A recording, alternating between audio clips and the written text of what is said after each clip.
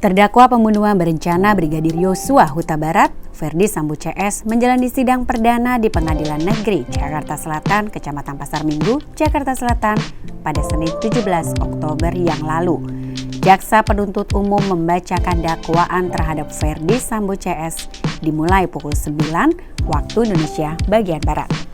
JPU membacakan dakwaan peran dari masing-masing terdakwa pembunuhan Brigadir Yosua alias Brigadir J di Kompleks Polri Duren 3, Kecamatan Mampang, Perapatan, Jakarta Selatan. Lalu apa saja peran dari Ferdy Sambo sebelum, sesaat, dan sesudah peristiwa penembakan di rumah dinas Kompleks Duren 3? Berikut wartakotalive.com merangkumnya.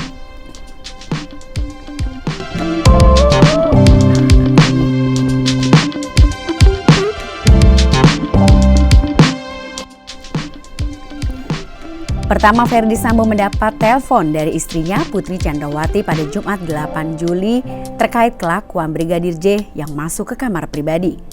Kemudian pada pukul 15.24 waktu Indonesia bagian Barat, Ferdy Sambo tiba di rumah pribadi Saguling 3 nomor 29 Mampang, Perapatan, Jakarta Selatan dari kantornya Mabes Polri dengan wajah yang sudah marah usai mendapat kabar perbuatan tidak senonoh Brigadir J.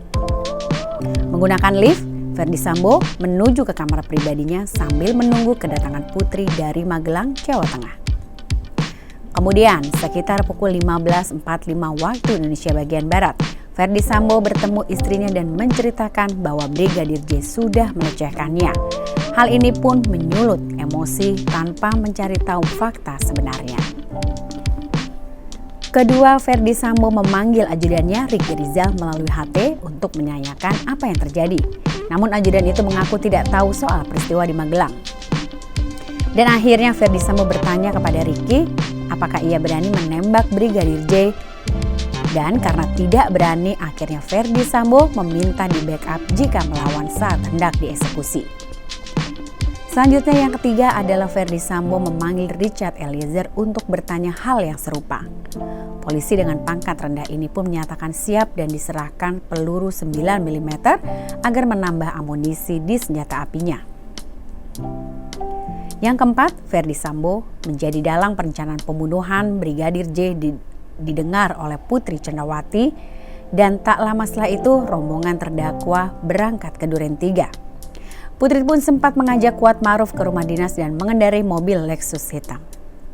Yang kelima, senjata api milik korban yang dipegang oleh Ferdy sempat terjatuh dan saat itu ajudan bernama Adzan Romer hendak mengambil namun dilarang oleh Ferdy Sambo yang sudah mengenakan sarung tangan. Keenam, Ferdy Sambo meminta agar Barada Eliezer untuk mengokang senjata api dan diselipkan ke pinggangnya. Ferdy Sambo lalu meminta Ricky memanggil korban yang berada di halaman rumahnya. Ferdy Sambo pun meminta agar korban berjongkok dan tidak lama setelah itu Barada Eliezer diperintahkan untuk menembak Brigadir J. Dan setelah ditembak, mantan Kadif Propam itu pun menembak korban demi memastikan korban tewas. Yang ketujuh, pecatan polisi ini menyusun lagi skenario tembak-menembak di rumah dinasnya dengan meletuskan ke sejumlah peluru dinding rumah dinasnya menggunakan senjata api milik korban. Ferdy Sambo dan Eliezer memperkuat skenario. Setelah itu mantan Jenderal Bintang 2 tersebut menghubungi anak buahnya untuk membersihkan lokasi dan mengarang cerita terjadi pelecehan. Bahkan Putri Chandrawati pun diminta membuat laporan palsu soal adanya pelecehan seksual di Polres Metro Jakarta Selatan. Demikianlah rangkuman peran Ferdy Sambo dalam surat dakwaan yang telah dibacakan JPU di sidang perdana kematian Brigadir J di Pengadilan Negeri Jakarta Selatan pada Senin 17 Oktober 2022.